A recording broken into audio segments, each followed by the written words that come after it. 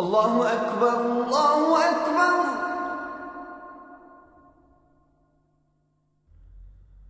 الله أكبر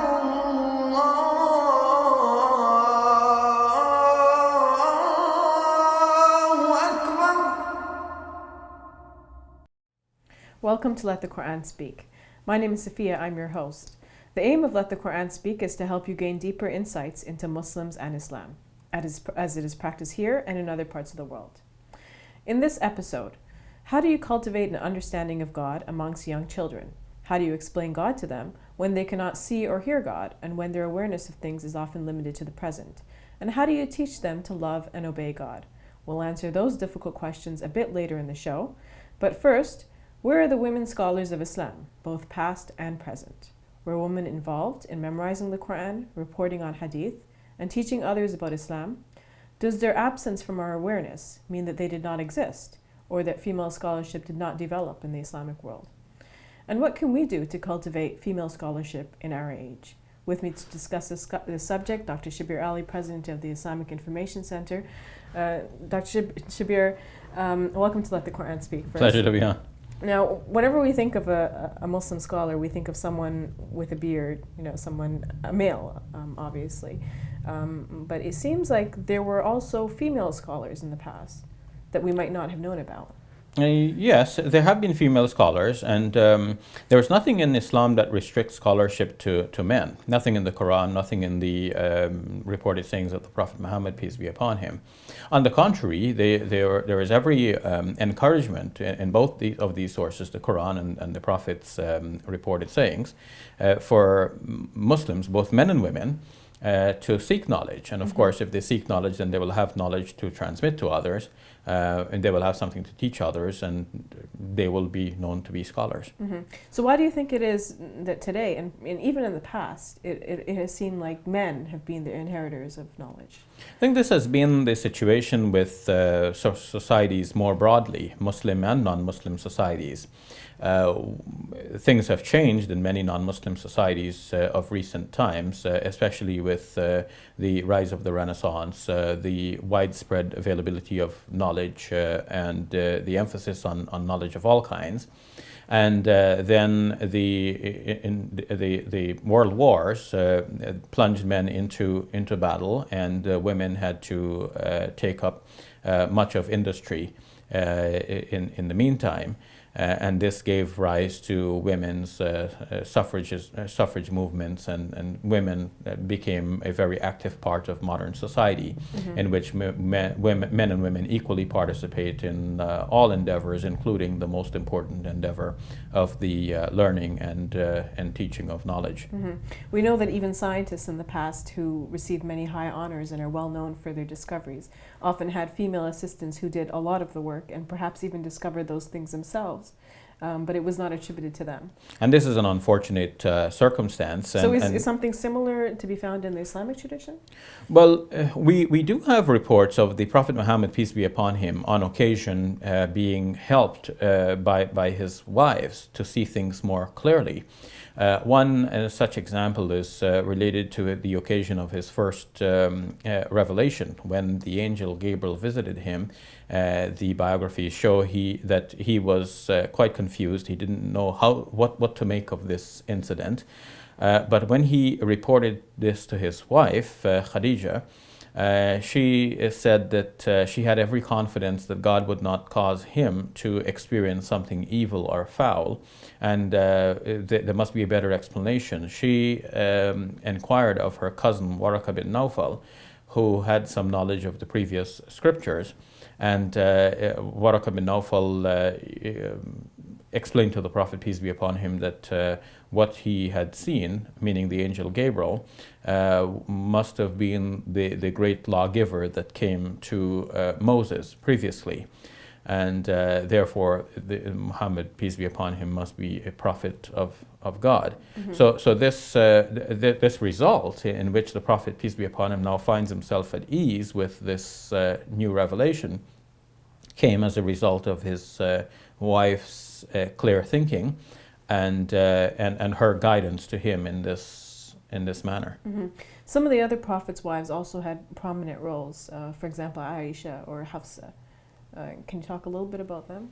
Yes, as a teacher after the Prophet Muhammad, peace be upon him, certainly Aisha had a very important role in that some 2,000 traditions are narrated on her authority, traditions related to the life and teachings of the Prophet Muhammad, peace be upon him. And compared with that, there was only one companion of the Prophet, a male companion, who narrated more traditions than Aisha did, Abu Huraira, whose traditions number some 3,000. Still, we find that a male is more prominent in this respect than Aisha. But it is also noted that Aisha was one of the most important teachers in her time, such that some of the most prominent teachers are noted to have said that if they wanted to know something, they would ask Aisha. And that some even put it in this way, that half of the knowledge was available to the men, but the other half was available to Aisha. But this statement should not be taken as a quantitative half being referenced here. What they meant was that the Prophet's outdoor activities were well known to his male companions, but his household activities, what he did indoors, was more known to his female relatives, and especially his wives, and among them, Aisha was most prominent. Mm-hmm. So, I mean, it seems like at the time of the Prophet there were some women who were prominent, but after that, what happened? It seems like women sort of disappeared. Yes, this must be due to the nature of early Muslim societies and in the way in which men and women were segregated, and there were different expectations from men and women. In many traditional societies, not only Muslim societies, women were expected to take care of the kids. Of course, then and now, women still have the disadvantage of having to be the one going through a pregnancy and breastfeeding and taking care of young children. Taking care of the children is changing in some respects now that men are also given parental leave, and it is expected that men will be equal participants in caring for newborns. But if you think of many hundreds of years ago, when this sort of thinking did not exist, naturally women were burdened with this sort of responsibility that may have made it difficult for them to devote themselves fully to these enterprises, such as the specialization in knowledge. And hence, men tended to become more prominent in this area. Mm-hmm. What about now, though? I mean, now we find that, amongst the common Muslims, the average everyday Muslim, men and women are pretty equal in terms of how much knowledge they have. But in terms of the specialization of knowledge, as you mentioned, it seems like men are leaps and bounds ahead. Yes, there is still, to be sure, a greater emphasis in many Muslim situations for men to be more educated. If one has a son and a daughter, and one can only afford one of these two to attend university, then most likely the choice will be for the guy to attend the university, and for the girl to be more geared towards taking care of the family, being a good wife and a good mother. So this is thought to entail a different set of skills which might be learned easily in the home and does not require the breadwinning capacity which is thought to be the responsibility of the man. So it is the man that needs to get the education to be able to support his family and so on. For women to become fully at par with men in receiving education and become prominent as scholars in the Muslim circles, we have to change some of this thinking. Not necessarily all of it, because some of this is good. And we shouldn't throw away the baby with the bathwater and go from one extreme to the other. Total seclusion of the women on the one extreme, and on the other extreme, total exposure. Or on the one extreme, a woman being totally devoted to her family. On the other extreme, no care for the family, and we just do what we want as individuals. Certainly between these extremes, there is a balance in between, and to achieve that balance, we have to look at the basic teachings of our religion. and go back to the core principles. At the core, there is every indication that both men and women are required to learn the knowledge of Islam and also to transmit that knowledge. Both men and women are required to care for their families, especially for their newborns. And both men and women are responsible for the household chores.